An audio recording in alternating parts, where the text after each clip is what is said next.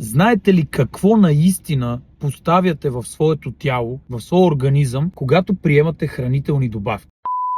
Това, което трябва да направите преди да вкарате нещо с неизвестен състав в тялото си, е да направите следните стъпки. Първо, проверете произхода на тази хранителна добавка. Ако я поръчвате онлайн, коя е фирмата зад нея? Има ли изобщо фирма на този уебсайт? Второ, произход и качество. Регистрирана ли е тази хранителна добавка в Българска агенция по безопасност на храните? Има ли регистрационен номер там? Откривате ли я? Трето, човекът, който я рекламира, или фирмата, или уебсайтът, застават ли с лицата си? Българи ли са? Откъде са? Кои са? Дават ли някаква гаранция тези хора? Заложили ли са имиджа си, както съм направил аз вече 7 години, предлагайки абсолютно изрядни, безопасни и работещи хранителни добавки, или са някакви шарлатани? Това беше трето. Четвърто, вижте състава. Тази добавка откриваема ли е в аптеките? Има ли я там? Защо я няма? Проверете всичко това.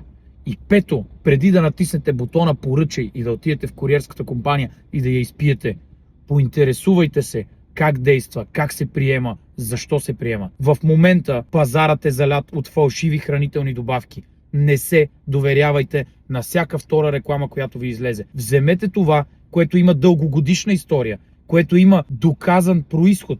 Това, което може да откриете стотици материали за него от клиенти навсякъде в интернет пространството. Вземете това, което е безопасно за вас, а след това просто се постарайте да извлечете максимален резултат от него. Повярвайте ми, много по-добре е да подкрепите българско производство на хора като мен, които са заложили финансите си, семейството си, репутацията си, цялото си ежедневие, за да развият един бизнес, който помага на хората. Тогава няма как да сгрешите, защото ние не бихме позволили да загубим всичко, а сме инвестирали години наред в това.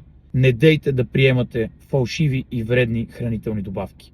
Това е моят апел към вас. Не ви казвам купете си от мен. Въобще не ви казвам купете си изобщо. Казвам ви пазете си здравето и влагайте малко мисъл, когато пазарувате онлайн.